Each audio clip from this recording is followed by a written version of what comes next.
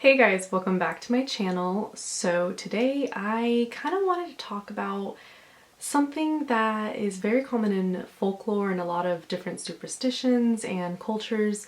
And in my culture, what we call them are duendes. So if you don't know, duendes are basically gnome-like creatures or little people that I don't want to say terrorize, but they have the ability to terrorize you and have supernatural forces attached to them.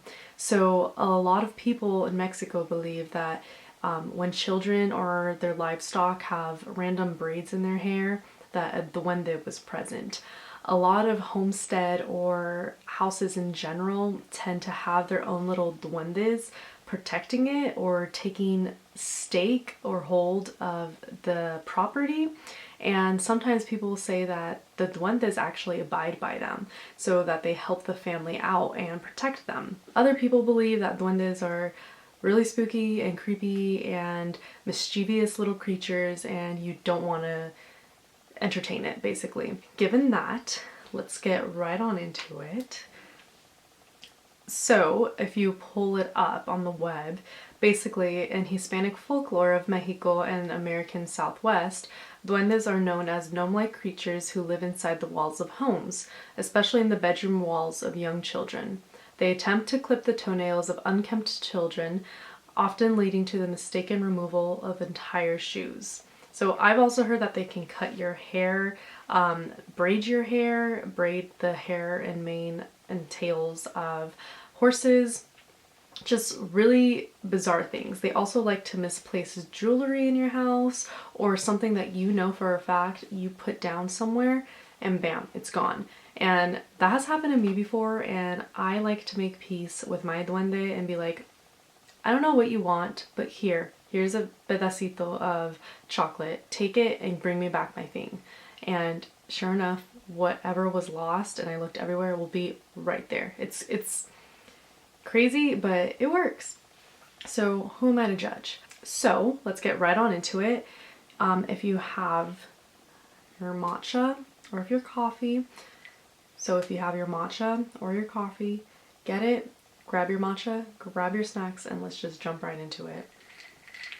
So my coworker, Evelyn, and I were really close, and with being close, we've encountered things together at our job, our haunted job, right? So she obviously believes in a lot of the things that I believe in.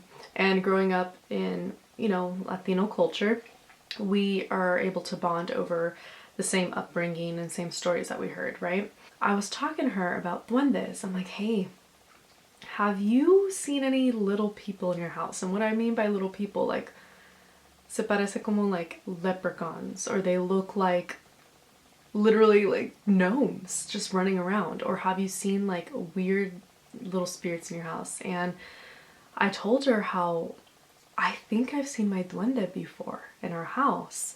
And I know this sounds so bizarre, but what the one in my house looks like, it looks like, okay, so I don't know how long it was out of focus for, and for that I apologize. But I was telling her, hey, the duende in my house looks rather earthy. And I told her that basically it's about like this big, so it's pretty small, but I've seen it in the air before. And it looks like a tree stump, kind of. And it's wood. It looks like it's made out of wood, but like with moss, like green moss. So it's a mix of brown and green.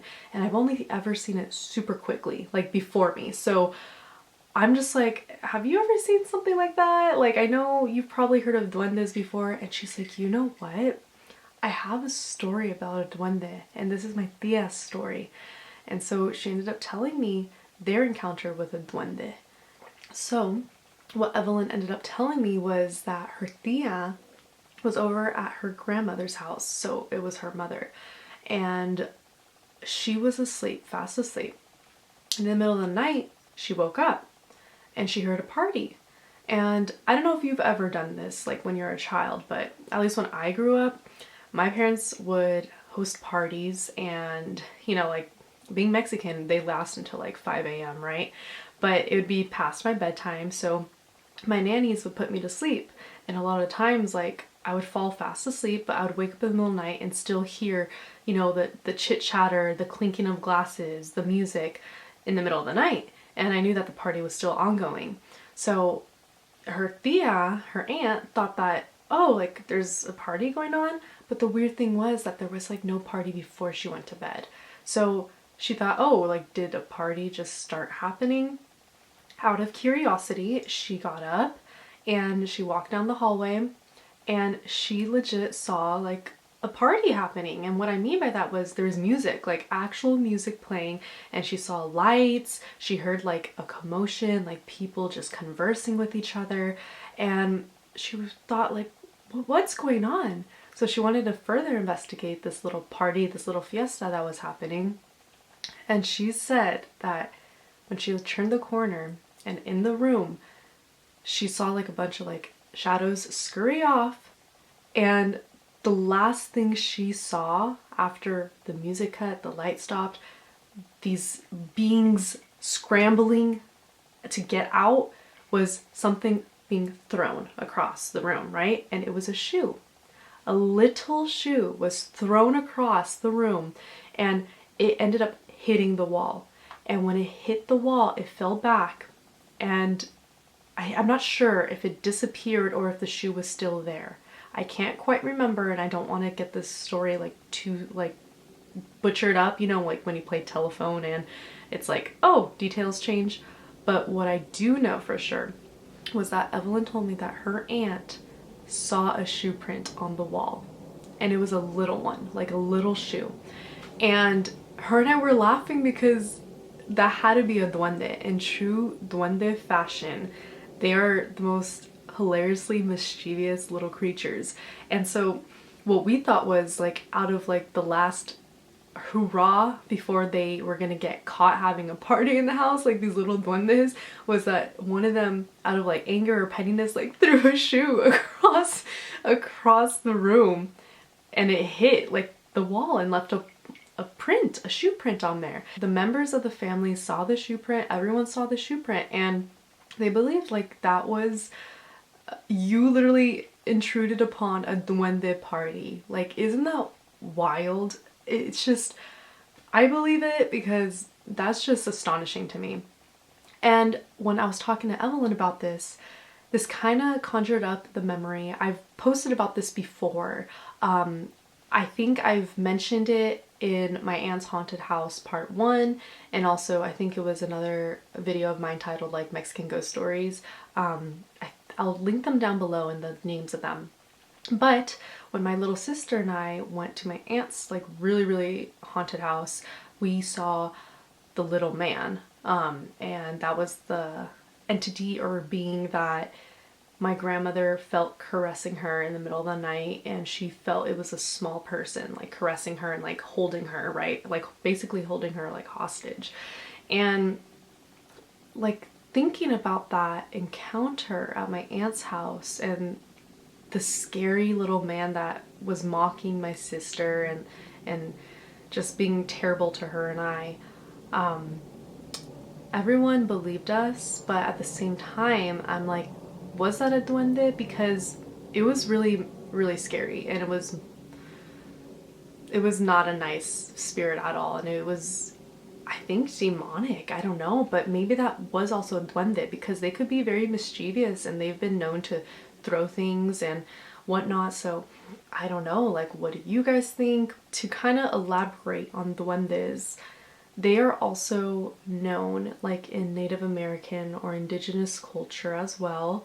The Celts also believe in their own version of gnomes or duendes. Like, it's just in every culture there's a type of duende or gnome person or little people present, and to me that's just, I don't want to be as rash as to say proof, but to me the similarities, it's for a reason.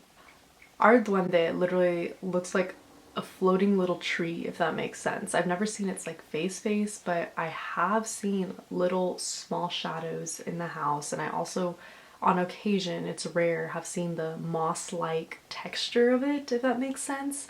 A lot of people say that they can actually have hats, like pointed hats, really weird. So what I think is maybe they're like earth spirits, you know, spirits of the earth. Who knows? But I was also thinking about, you know, weird creatures, right? Duendes are like entities or weird creatures. And then that made me remember this weird encounter I had. I think it was the beginning of COVID actually, like when lockdowns first started happening, when the Dagana whipped coffee like it made its debut on TikTok. Like it was around that time. And I remember my family and I had gotten ice cream. And I don't know for you guys if this is accurate, but at the beginning of COVID, like we would go through drive-thrus, just get snacks, and then just go home and binge watch movies, right? So it was one of those nights, and in front of my house there is a street light. And under this, no, it's not a street light. Is that what it's called? Like a lamp post? Yeah, I think that's what they're called. It's like the ones in the neighborhood. And so then we got out of the car and I see something in the sky, like above me, and I look up, and the way I could describe this thing, this creature that I saw, was as if it was a pterodactyl, okay? It looked like a dinosaur, and its wingspan was huge, okay? And it was able like to fly above the street lamp, okay? And the street lamp is pretty long, okay? And its wingspan was like longer than that. So I was looking at it like, what is that? And it was a gray like color, had no feathers, nothing. And it was gliding, and I saw it like flap its wings. And I'm looking at this just astonished but terrified, because I'm like, dinosaurs aren't real. Like, I know there's a lot of people that believe dinosaurs, you know, the validity of dinosaurs even existing. Like, I know, but I don't know. Like, I've never seen a pterodactyl before, but if I could imagine a pterodactyl and what it would have looked like back then, that's exactly what this creature looked like. And it was just looking straight ahead. It was gray, it was creepy looking. Like as if it was a cave dweller, if I could describe it. And it just disappeared. It disappeared as I was staring at it. And I was looking at it, I was fixated on it for like 10 seconds because I could not take my eyes off of it. And I just felt, the way I could describe it was as though the earth was shattering. I know that sounds so dramatic, but I don't know if it was like a different dimension. I don't know if what I saw was, I don't know. I don't know if it was real or if it was just an echo of a time that has gone past. I don't know. I don't know if it was a spirit. I don't know if it was a bad creature. I don't know if it was a SW. I don't know. But that kind of reminded me of a duende, because unexplained creatures have existed since the conception of the first human, you know, and I don't know, I kind of wanted to tell those weird spooky ghost stories. So if you have any weird creature sightings or spirits that aren't just like ghosts, I would love to hear about them, because I don't know, a lot of people have seen these little people in their house or in certain areas of the world, and I think it's super exciting to talk about. So if you've seen that or weird winged creatures, I would love to hear about your stories. Thank you guys so much for tuning in, and thank you for your ongoing support. I'm hoping to continue pushing in at least one video a week, because I really like that balance in my life.